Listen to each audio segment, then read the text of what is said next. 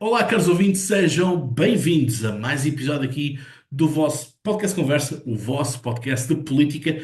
E, pois é, hoje estamos aqui com uma convidada muito especial. Primeiro episódio de 2025, portanto, uma vez mais, bom ano a todos vocês e, portanto, que seja um ano muito bom para a política, que seja um bom ano para todos vocês. E agora vamos falar em inglês, portanto, este episódio será todo ele em inglês. Senator Karen Keiser, welcome. And you have the honor to be the first guest of this season. Welcome. Thank you. Thank you for inviting me. It's just a pleasure. So we are talking, we have this conversation due to your book called Getting Elected is the easy part? No, it's not Yes, that's right. the easy part. Okay. And that's the majority of who are elected Mhm. gets like getting elected. It's really the easiest part, but working for the people by the people, it's really hard. So this conversation we're going to talk about not only about your book, but also what you have done because you've retired since the 1st January. So am I lucky guy to have the first interview of you as Yes, retired? you are. This is the Such a first interview pleasure. since I retired this week. So it will be a lot, let's say a little bit lighter interview.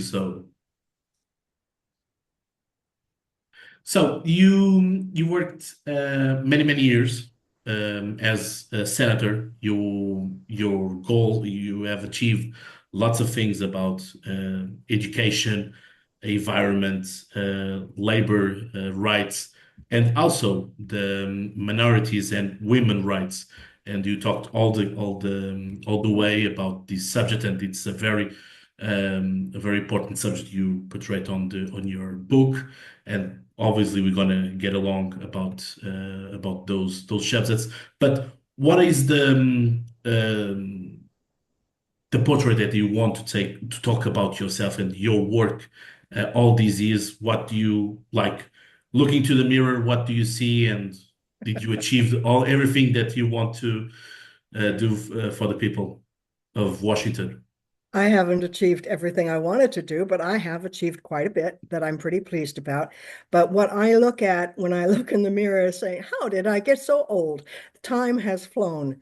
I entered the legislature when I was still a working mom with three kids at home, and I just continued to work as the sessions came up to see what I could get past, what I could move forward, what I could agree to, and what I had to disagree with. And I learned lessons along the way. When the pandemic hit and we were all isolated for so many months, I started thinking I had learned a lot of skills and a lot of lessons, and I really should share them because we have so many young new legislators coming into our state legislatures. And when they get elected, they are victorious and they feel like they have won everything and everything is going to be a piece of cake. And they come to the It's not. legislature and they hit their head on hard marble walls and don't know where to go. So I wrote the book to give them a little guidance and a few suggestions and a little advice. No one else has done that. We have books, shelves of books on how to get elected.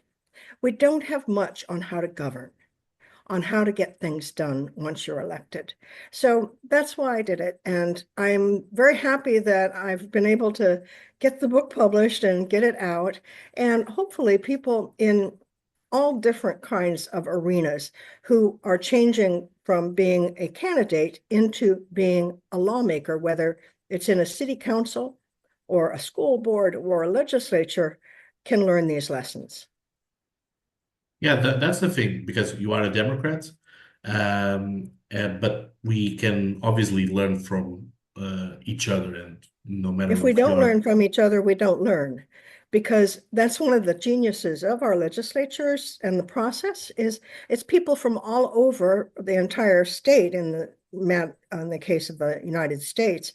Each state has its own state legislature. People from all over that state, rural areas, urban areas, suburban, poor, rich, um, dry, wet, all kinds of different areas come together with different perspectives. And we think we know it all when we get there, right? Because we're pretty smart people. We learned, we got elected.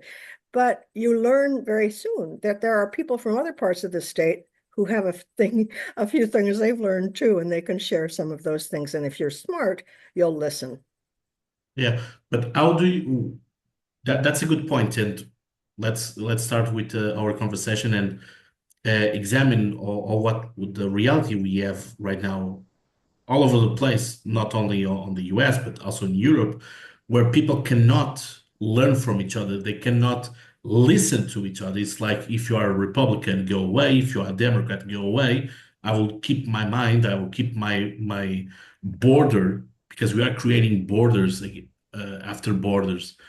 So you are leaving the politics as a lawmaker, but how do you feel about it? How do you feel like this young generation, and my generation, because I'm turning 30 years, this 30 years this year, and my generation is a little bit lost, I'll say, Well, and it's like we are all screaming to get attention, but no ideas, you know?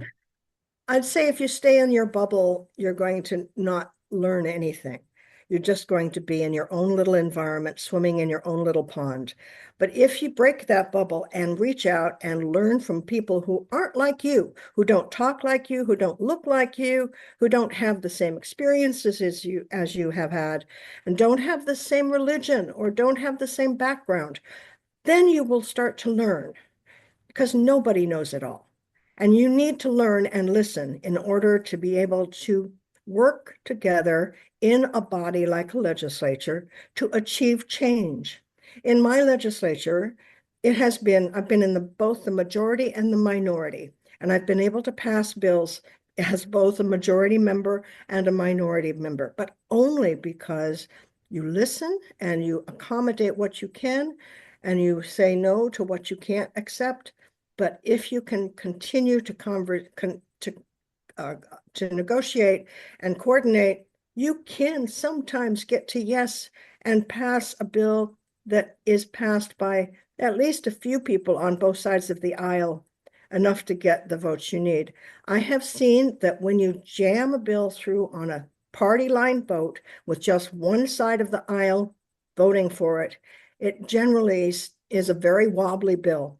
It will perhaps crash and burn because it hasn't gone through the actual process, the vetting process that you get when you negotiate section by section of a piece of legislation. Go over it word by word, section by section, make a few changes, and the bill comes out better. That process improves the legislation and improves the law once it's passed. So, for example, I was the prime sponsor for our state's paid family and medical leave law. I worked on it for about 15 years. And over the years, it got better and better. And then it would get defeated and it would get better and better. And it would get defeated again. Finally, we got it passed. And now it's implemented. And it's the most popular law in our state. It helps people stay on the job when they have a health problem or they have a baby or some emergency comes up with their spouse. And it keeps people employed and it keeps them with a wage replacement that they can live on. Yeah. Something that here in Europe is like a basic thing. So one thing that What are you scares me, learning? one thing that scares me off on the US, it's like the lack of Yeah. medical leaves and sick leaves, and it's That's exactly right. We have a Wild West attitude towards healthcare and towards many social programs. I also was the prime sponsor of what was called Obamacare. It's also mm, known as the Affordable Care Act, which was a kind of marketplace of health insurance with subsidies so that lower income people could purchase affordable health insurance. But it is not a government-run health insurance program where everybody is guaranteed health care. Unfortunately, we don't have that in America. We do have a better program now with the marketplace than we had before Obamacare became law, but it certainly has improvements to be made. Do you think that to now today, so we have this guy who killed like the CEO of healthcare. Do you think that will boost some people to let's face it, we have a problem with the insurance and nothing against the insurance, obviously, but we need to get all people well because it's for me it's insane that here in the US you pay if you call an ambulance you need to pay like $1,000. It's a It's lot. it's awful. And I think of Portugal and think Here of here living in Portugal it's like 20 euros or 30 and exactly. you don't And even have to pay it. right. And in America, it's perverse, but the fact is, if you go to a primary care provider, your basic primary care, basic care family doctor, it's doctor is very low paid. But if you go to a specialist, say a dermatologist or a cardiologist, they will get a very high rate of return. So the incentive is totally perverse. I understand in Portugal, specialists are paid the same as your primary care doctors. They don't get a huge increase in their income just because they go into specialties. In our country, sadly, people are encouraged to go into specialties and not into family medicine or pediatrics or family care because they can make so much more money as a specialist. It's perverse, it's horrible. And therefore, Portugal's longevity is better than the longevity of people's lives in the United States. Yeah. Well, the other question if the system works or doesn't, because we have lots of crises here on our national health system. But that will take us to another conversation. But Okay. the principle of law, I fully understand you, and that's what we want. Like if it's like a because the thing is like when you get arrested it's like if you don't have the ability, if you are not able to buy to hire a lawyer, the state will give you a lawyer, right? Uh, So it yes, should be the you same thing can, for a doctor, right? you would think. But if you're very poor, you can qualify for government insurance, but you have to be very poor.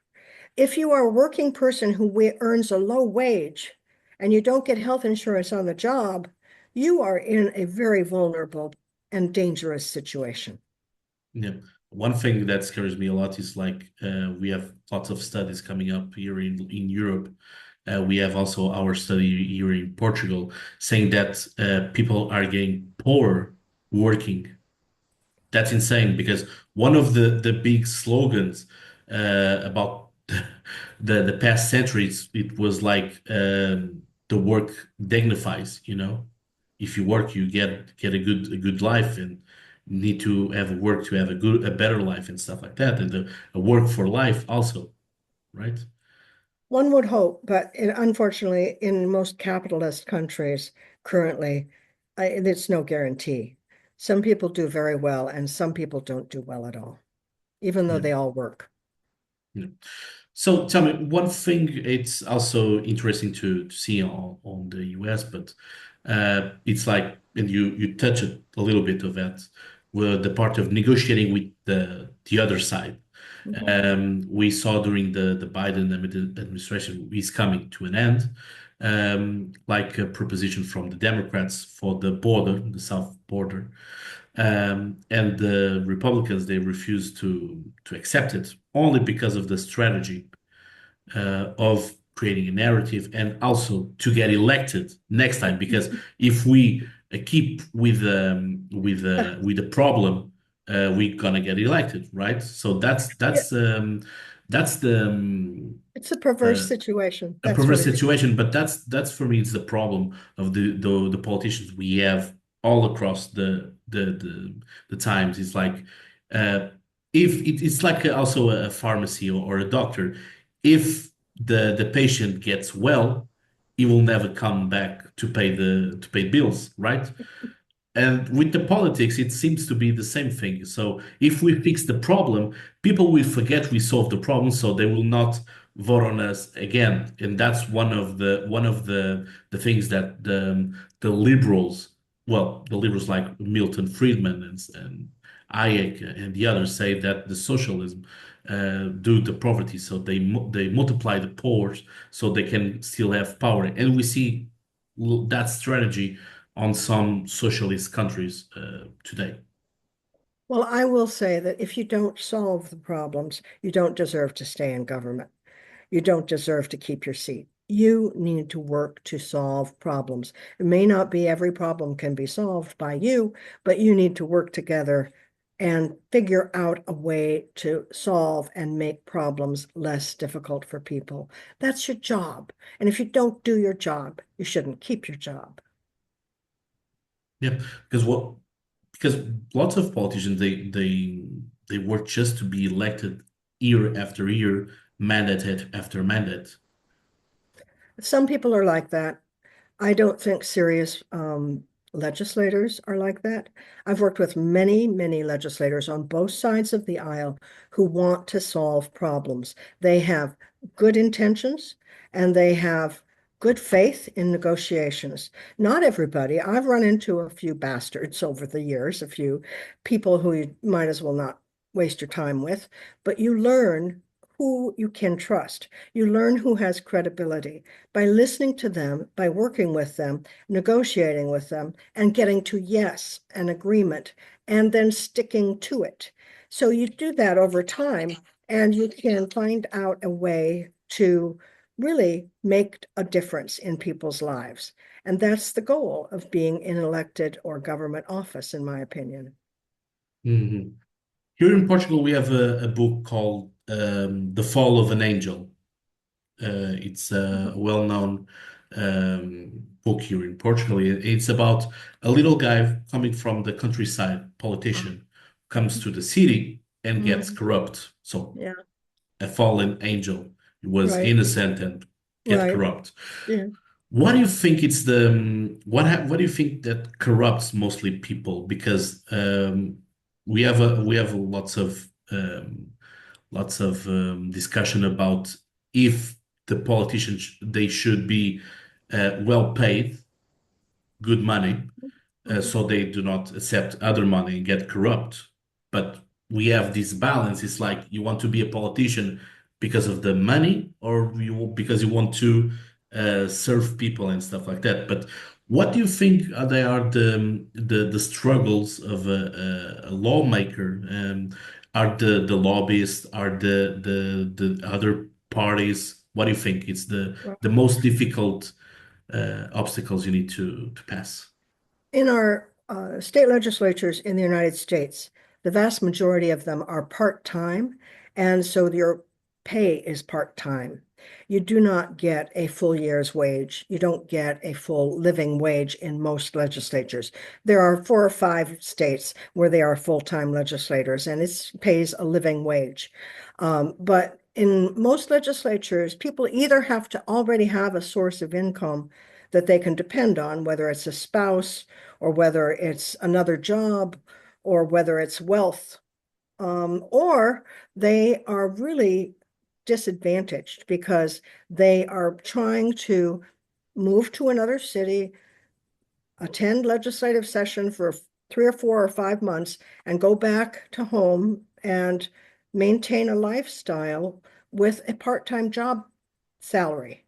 And although some people manage, most people are really stressed. So I would say low pay is a corrupting possibility as well, because if you're stressed for just putting food on the table and paying a mortgage, you're going to be tempted a whole lot easier than if you are comfortable and are not worried about paying your mortgage and putting food on the table.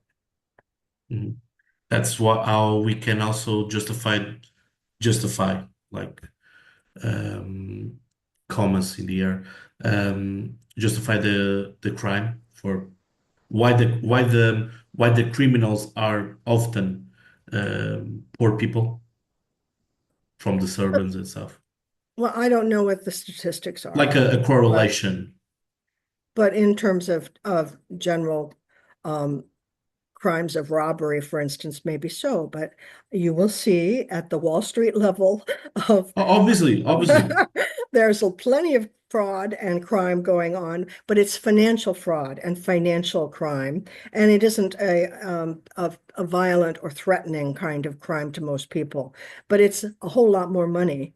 I think there's a man who's being prosecuted for a cryptocurrency scam of $40 billion in Montenegro, if I recall correctly. And that's just Mm, happening now. And so there's huge amounts of criminal elements in the high levels of income as well. But it's financial, for the most part, financial crime. mm. How do you connect financial with politics when you see people like Bezos, when you see people like George Soros and Elon Musk, like Well, guys who one have big fortunes get involved in politics, even though some of them go to the left side and the others go to the right right. side? I think one of the worst things our US Supreme Court has done is to equate money with free speech and to say you cannot regulate either free speech or money in politics. And I think that is a complete recipe for corruption. And ever since that court decision was handed down about 12 years ago, 14 years ago now, we have seen a huge increase in high levels of independent expenditures, they're called. They're not campaign donations. They are separate campaigns, almost separate and parallel to a candidate's campaign by very wealthy people on both sides of the aisle. And it corrupts the whole process, in my opinion, of having elections. Now, I will say on the state legislature level in general, that high level of attention and that high level of corruption is not happening. We're kind of the the what's the sports term for the minor leagues in terms Mm. of political funding and political corruption. We have less at stake, it seems, that most of the big funders are focused on the big guys in Congress and the big guys in the federal government. So they will like move to the top of the chain and forget you lawmakers as the middlemen. Let's call it. Right. I think that there's a blind spot, if you would, because in actual fact, state legislatures enact balanced budgets. Mostly all states have to have balanced budgets. Secondly, they take care of virtually all of the education spending, most of the transportation spending, Mm. much of the healthcare programs and spending, and much of the environmental programs and spending.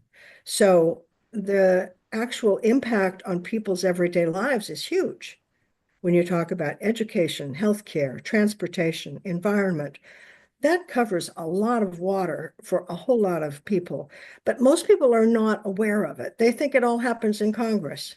I have to laugh because the congressional um, representatives like to put out news releases about their funding of different programs in the communities that they serve. And they've gotten a couple million here and a few million there. And we work in the state and we're doing multi-million-dollar programs for those communities, but they don't get the attention. Yeah. But the thing is, like, we are talking about liberty. Like, I can do whatever I want with my money, right? But the thing is, where is the border? Where is the good side of it? Like, it's also the free speech discussion you portrayed also here. Like, hate speech, it's free speech. What is the line, you know? Because Well, I'm not a lawyer, so I can't give you legal advice. oh I yeah, know. obviously, but I'm what do you right, think? What right. do you think as a politician? Where how can we protect ourselves from these billionaires, because this thing of the billionaires, it is very complicated because if a billionaire gives money to the candidate A, B, C, or D, doesn't matter. We are supporting two narratives. We have supporting the narrative of those like Donald Trump, who says, "I'm a businessman, so I know how to manage the debt of the debt of the U.S. and we are getting laws and stuff like that." But we have also the communists saying that, "Oh, look to the big guys of the capitalism. They are manipulating the democracy, and the democracy belongs to the people." So I'm portraying and doing like a cartoon of the extremists, but we are in the middle of this conversation, this discussion. So Because both. I try to bring conversation back home, back to the local level, back to Mm, our communities. They're real people that you are representing. And if you listen to the real people who live in your communities, you will understand what they need and understand how to help. And it's not an ideological issue for them to know that they mm, need to get health care, or they need their child to get help in school, or they need to get the stinky water cleaned up, or they need to get a road fixed so they can get to work without having potholes and problems with their cars. So all of those are everyday problems that everyday politicians can address. And you don't need to fall into an ideological, philosophical debate at the 30,000-foot level. You need to stay grounded in your own communities to know what mhm. you need to do for your communities. That's how you get change. And that's what I advocate in my book, which is if you want to make real change, this is how you do it. Now, if you just want to have a political position for the glamour, which is kind of ridiculous, but for the honor of having a political position, well, don't read my book. But if you want to Mm. make real change and improve the lives of communities, then read my book and figure out that you could do this. It isn't rocket science. You don't have to have a PhD. You can do this. And you have to be an honest broker. You have to work hard, and you have to be a very persistent person who doesn't take no for an answer, but eventually you'll get your way. Yeah, it's like celebrating the victories step by step. Like today we get like an inch. Tomorrow you're gonna have 2 inches of victory, and in the end of the year, maybe you're gonna lose 5 inches of progress. But keep going, right? It's like You celebrating that. keep pushing, because if you stop pushing, you will go backwards. There's no doubt about that. You cannot rest on your laurels and say, "Oh, I got that all done and it's all done now and it's going to be forever." You have to keep pushing and Yeah. make it better and go for the next step. What do you think it's gonna be the next generations on the Democrat side and the Republican side? Well, I think currently with the new administration from the Trump administration, we're going to see a real devolution of power really to the states, because what they're trying to do is to deconstruct what they call the administrative state, which is all the federal agencies that have regulations, because they want to deregulate. And so that will fall to the states then to step up and do the job of regulating so that people don't get killed or get sick or get harmed in some way, because every one of those regulations come into being after somebody got hurt, or maybe thousands of people got hurt. But if they take away the administrative state and all those regulations that get in their way, it'll be up to the states to step up and protect their own citizens. So can we like imagine like a more direct democracy Well, I think that or closer democracy? right. I think state legislatures are closer, as most of them are part-time. So legislators go back to their communities and live in their districts. I used to get people talking to me at the supermarket because they had an issue. because I'm in the supermarket getting the groceries just like they are, and I'm paying the same price for eggs that they are. So you have a better sense of how real life works, and you don't get away from it. I think when you move away, almost permanently for a congressional position, you lose touch. So staying in touch is a big part of having more local government. But the fact is, if the Trump administration devolves and deregulates, it will be up to the states to step up to the plate and take care of their citizens. Yeah, that's really important, and I'm loving this conversation. But unfortunately, as everything in life, we coming to an end.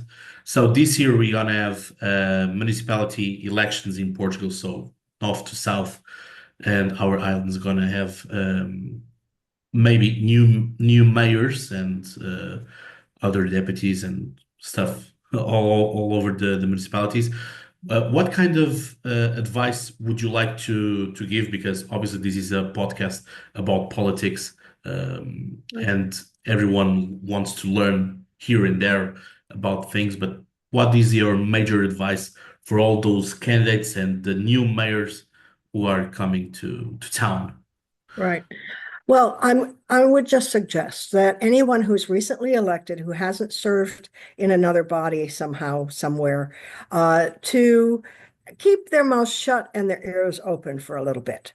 Keep your ears open so you can hear what's being said and who's saying it. And don't necessarily impose your opinions on people until you have full measure of where they're at. Because if you just come in with a campaign speech, you'll be discounted. You won't be taken seriously. So I would just suggest people be a little careful about how they put themselves forward so they don't get typecast or stereotyped too quickly and can have the room to negotiate and to move so that they can get what they need to get done for their communities. So that's probably general advice that anybody could use.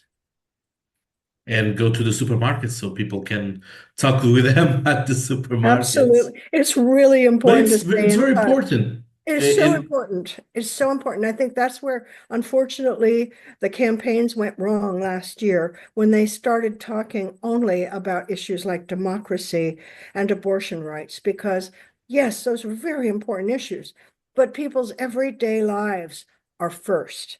And if you don't understand that eggs are suddenly $5 a dozen instead of $2 a dozen, you are out of touch and you need to get straight about what's going on.